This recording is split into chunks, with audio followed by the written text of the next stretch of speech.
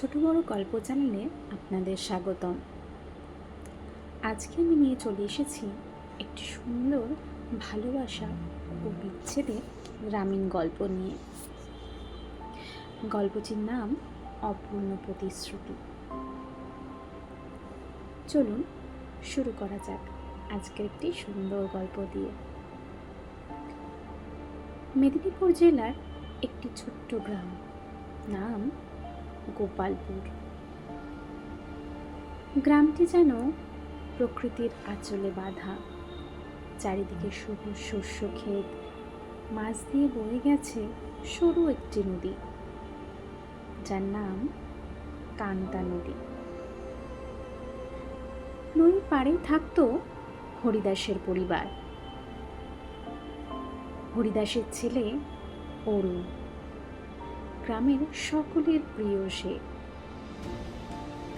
পরিশ্রমী, বিনয়ী আর সবচেয়ে বড় কথা, মাটির মতো সহজ সরল মানুষ সে। অরুণের বয়স তখন 17। নদীর ওপারে অন্য গ্রামে থাকতো মীরা। মীরা ছিল রূপে গুণে অতুলনীয়া। শ্যামলা গায়ের রং হলেও তার হাসির মাঝে যেন সূর্যের উজ্জ্বলতা লুকিয়ে থাকত। মীরার বাবা ছিলেন গ্রামের স্কুলের শিক্ষক, আর মীরা নিজেও পড়াশোনায় খুব ভালো। অরুণ আর মীরার প্রথম দেখা হয়েছিল কান্তা নদীর পাড়ে। সেদিন অরুণ গরু চড়াতে এসেছিল, আর মীরা কাঁসার হাঁড়ি নিয়ে জল তুলতে এসেছিল। গরুর দড়ি খুলে গিয়ে গরু হঠাৎ নদীর দিকে দৌড়ে যায়। মীরা ভয়ে চিৎকার করে ওঠে। তখন অরুণ দৌড়ে গিয়ে গরুর দড়ি ধরে ফেলে। মীরা কাপা চোখে তাকিয়ে অরুণকে বলে ওঠে, ভয় পেয়েছিলে? মীরা একটু লাজুক হেসে উত্তর দেয়, হ্যাঁ আর কি, ধন্যবাদ।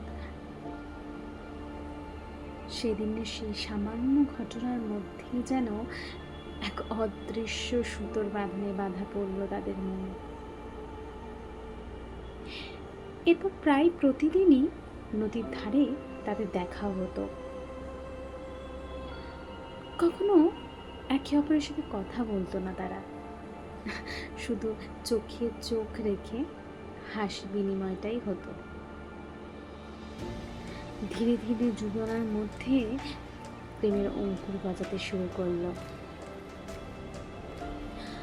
একদিন বিকেলে নদীর পাড়ে বকুল গাছের নিচে দাঁড়িয়ে অরুণ সাহস করে বলল,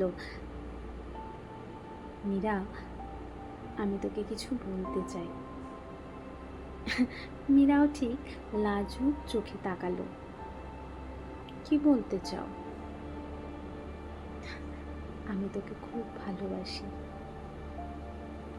মীরা কিছুক্ষণ চুপ করে নিচু স্বরে বলল,